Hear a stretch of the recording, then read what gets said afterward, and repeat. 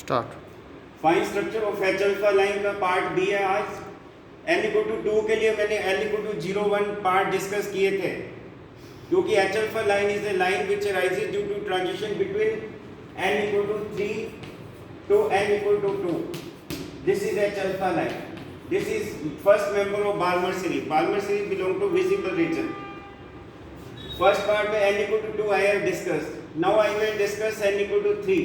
n equal to 3, l की value होती है 0. l की वैल्यू क्या बताई थी? 0 to n minus 1. So 3 minus 1 यानी 2, and difference between two successive value is 1. So l की value 0 1 2. l 0 mean s subshell, 1 mean t subshell, 2 mean d subshell. अब तीन सब केस बनेंगे, a case, b case, case c. n equal to 3, l equal to 0, case a. n equal to 3, l equal to 1, case b. n equal to 3, l equal to 2, case c. So n equal to 3, l equal to 0. Electron is fermion. Whether electron is s subshell, t subshell or d subshell, electron की spin half ही होगी. और j की value होती थी l plus s से l minus s. तो 0 l 0 है तो j की वैल्यू s ही रहेगी. तो j is हाफ. तो एनर्जी स्टेट क्या होती है मैंने आपको बताया था पहले पार्ट में. Notation, spectroscopic notation. m multiplicity होती है. मल्टीप्लिसिटी का फार्मूला क्या होता था? मल्टीप्लिसिटी का फार्मूला क्या बताया था? 2s plus 1. तो s इज हाफ तो 2 आ जाएगा. और l 0 मीन s स्टेट, और j की वैल्यू हाफ है. और energy state is always represented by capital alphabet. फिर आ गया second case n3 l1. l1 यानी p सबशेल, s तो हाफ ही है. और j की वैल्यू l plus s से l minus s, यानी 1 plus हाफ से 1 minus हाफ, यानी 3/2 and half. Difference between two consecutive 1. Energy state क्या आ जाएगी? क्योंकि l 1 है तो p एनर्जी स्टेट. j की 2 वैल्यू है 3/2, j की वैल्यू हाफ. और मल्टीप्लिसिटी 2 है क्योंकि s इज हाफ. फिर n की वैल्यू 3, l इक्वल टू 2. 2 में d सबशेल, इलेक्ट्रॉन तो स्पिन हाफ ही रहेगी. और j की वैल्यू l plus s से l minus s, 2 plus half से 2 minus हाफ. तो एनर्जी स्टेट क्या आ जाएगी? एक तो मल्टीप्लिसिटी तो 2 ही रहेगी क्योंकि s इज हाफ. और l2 का मतलब d एनर्जी स्टेट, नीचे j की वैल्यू. अब आप ये देखो, ये तीन सब केस आ गए, दिस. अब देखो इसमें से j, this is j is half, इसमें भी j इज हाफ. इसका मतलब they belong to one energy level. इसमें j इज 3/2, इसमें j is 3/2. They also belong to one energy level. But j equal to 5/2 is only one energy level. तो ये एक energy level, ये दूसरा energy level, ये तीसरा एनर्जी लेवल, यानी तीन n इक्वल टू 3 के कोरस्पोंडिंग थ्री एनर्जी लेवल बनेंगे. So these two represent same energy level because they are having same j. And for j equal to, j is what is j? J is half. So shift in term value. Formula क्या बताया था? r alpha squared z to power 4. z यहाँ पे hydrogen atom का atomic number is 1. नीचे क्या होता था? n cube. n की वैल्यू यहाँ पे कितनी है? 3. 3 का क्यूब यानी 27 into 1 over j plus half. और j plus half यानी half plus half 1 minus 3/4n. तो 4 into n, n is 3 यानी 12. r alpha स्केयर की वैल्यू सेट स्टैंडर्ड आपको मैंने पहले बताई थी अनेकों बार, 5.819. और यूनिट क्या हो जाएंगे? सेंटीमीटर इनवर्स, यानी 0.162 सेंटीमीटर इनवर्स. इसी तरीके से there j is same, p का 3/2, d का 3/2. j इज सेम, इसका मतलब no doubt there symbols are different but they will coincide, they will represent same energy level. Why? Because j is same. So shift in term value associated with j equal to 3/2. Formula is the same formula. R alpha square z to power 4 over n cube into 1 over j plus over 1 plus j plus half minus 3/4n. जहाँ पे j plus half यानी 3/2 plus half यानी 2. 4n यानी n 3. 4 into 3 यानी 12. Simplification, r alpha square की value आपको बता रही है 0.054 सेंटीमीटर इनवर्स. इसको ना j को to half energy level, j को टू 3/2 एनर्जी लेवल के बीच में कितना सेपरेशन हुआ? How much separation between j को टू 3/2 एंड j को टू 5/2. इसको सब्ट्रैक्ट कर दो यानी 0.108 centimetre minus 1. When the last 3 2d 5/2, this represents only one energy level. Formula आपको मैंने बार-बार वो फार्मूला मैं नहीं सुनाना चाहता. यहाँ पे क्या होता था? डिनोमिनेटर में बोलो j प्लस हाफ, और j कितना है? 5/2. 5/2 प्लस हाफ इज 3. या 4n यानी n is 3. Simplification give rise to 0.018 centimetre minus 1. और j को टू 3/2 के कोरस, j को टू 3/2 में कितना था? 0.054 सेंटीमीटर माइनस 1. एंड j को टू 5/2 में कितना है? 0.018 सेंटीमीटर -1, तो कितना सेपरेशन हुआ, यानी 3/2 j equal to 3/2 level, j equal to 5/2 level will be separated by how much, 0.036 centimeter -1. So now we are in a position to draw energy level diagram representing transitions. So transitions को बनाने के लिए rules होते हैं जिनको हम बोलते हैं selection rule. ये selection rules है. These two selection rules you have to remember.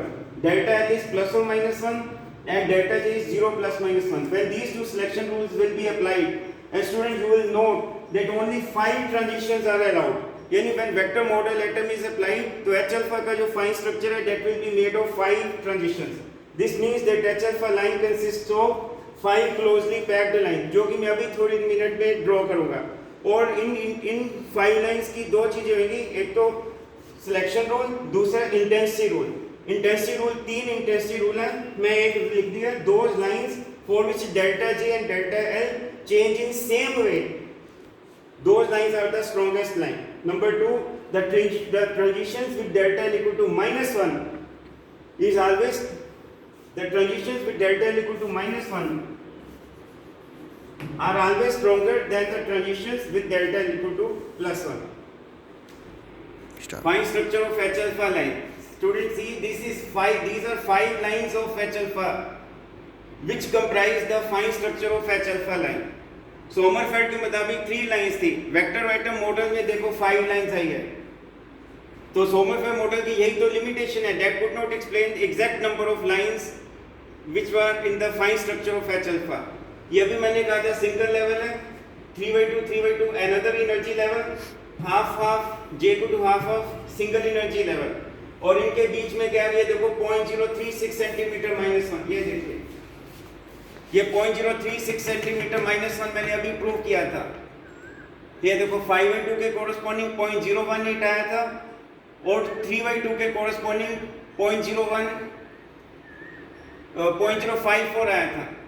5/2 के कोरस्पॉन्डिंग 0.018, 3/2 के कोरस्पॉन्डिंग 0.054. तो कितना गैप हुआ, 0.036. इसी तरीके से 3/2 और हाफ, इन दोनों के बीच में गैप मैंने 0.108 सेंटीमीटर जस्ट थोड़ी देर पहले बताया. बस अब आपको ये ट्रांजिशन दिखानी है कि how these number are is 5. We have to apply selection rule. Selection rule मैंने अभी आपको बताए थे. सिलेक्शन रूल क्या थे, delta L is +-1 and delta J is 0 plus और -1. हमेशा ट्रांजिशन कैसे चेक करते हैं, 5. अब ये वाला है, ये 5/2 है ये, और d का मतलब l की वैल्यू 2 है, d का मतलब l की वैल्यू 2 और ये j की वैल्यू 5/2. तो इसका चेक इस पे लगाओ पहले, फिर इसका चेक इस पे लगाओ.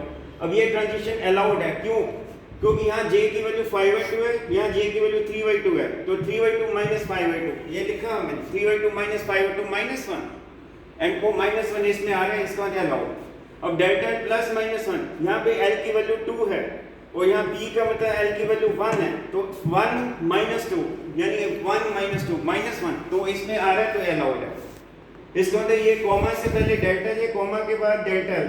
जब डेल्टा जे डेल्टा एल दोनों सेम हो तो जो लाइन है वो मोर इंटेंस यानी स्ट्रॉन्गेस्ट इंटेंसिटी होती है, ब्राइटेस्ट लाइन होती है.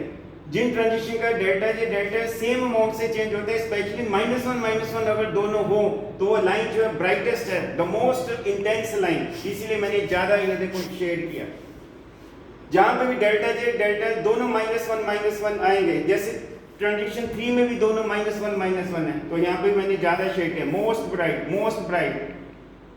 हाँ, इसमें भी डेल्टा जे डेल्टा एल दोनों सेम है, लेकिन +1 है. -1 मोस्ट इंटेंस है, 1 स्ट्रॉन्ग है लेकिन स्ट्रॉन्गेस्ट नहीं है, इसलिए ये ज्यादा शेड है, कम शेड है. और ये तो फेंट है, फेंट लाइन यानी वीकर इन इंटेंसिटी. बाकी एक इनके ट्रांजिशंस के सिलेक्शन रूल आपको पता है. एक बार मैं 2 का दिखा देता हूँ, ये 0 कैसे है. 0 कैसे है, क्योंकि यहाँ पे 3/2 है और यहाँ पे भी 3/2 है, तो 3/2 - 3/2 डेल्टा जे इज 0. अब आपको -1 कैसे लिखा डेल्टा एल, वो मैं समझा देता हूँ. यहाँ पे p के लिए l इज 1 और यहाँ पे p के लिए l इज 1. अब आप कहोगे 1 - 1 तो फिर 0 होता है, लेकिन आपने -1 लिखा, ठीक है कोई बात नहीं, ये p है तो ये p और d का ले लो. हमें तो डेल्टा +-1 से मतलब है ना, तो प्लस माइनस 1 आए तो P का मतलब L इज 1, D का मतलब L इज 2, तो 1 L1 L2, 1 माइनस 2 कितना होता है -1, जिसमें आ रहा है तो अलाउड है। दोनों रूल ओबे होने चाहिए साइमल्टेनियसली, तभी ये ट्रांजिशन अलाउड होगी। तो बाकी आप एक एक ट्रांजिशन को देखेंगे, ये रूल मैंने हर ट्रांजिशन के कॉरेस्पॉन्डिंग लिख दिया। अब जैसे ये वाला है ये देख सकते हैं आप, 0 -1 भी हो सकता है, 0 1 भी हो सकता है। कैसे, जैसे यहाँ पे हाफ है j की वैल्यू, यहाँ पे भी हाफ है, तो हाफ माइनस हाफ 0। अब आपको क्या आपने -1 भी लिखा 1 भी लिखा, देख सकते हैं कैसे। यहाँ पे L इज 0, यहाँ पे L इज 0, यहाँ पे L इज 1, तो 0 -1 -1। अगर आप कहोगे ये L इज 1 वही L इज 0, तो 1 - 0 1, तो अलाउड तो है ही है ना, वेदर डेल्टा L इज +1 और डेल्टा L इज -1, अलाउड तो है ही है। तो ये डेल्टा जी है, ये डेल्टा L है। तो ये 5, ये हमें हाई रिजॉल्विंग पावर इंस्ट्रूमेंट में 5 लाइंस दिखती हैं, ये एच अल्फा की फाइन स्ट्रक्चर है। ये 5 ट्रांजिशन ड्रॉ करनी आती है, बहुत इंपॉर्टेंट क्वेश्चन है। और इंटेंसिटी रूल भी आते हैं। तीसरा इंटेंसिटी रूल है, when delta J and delta do not change in same way then line is फेंट।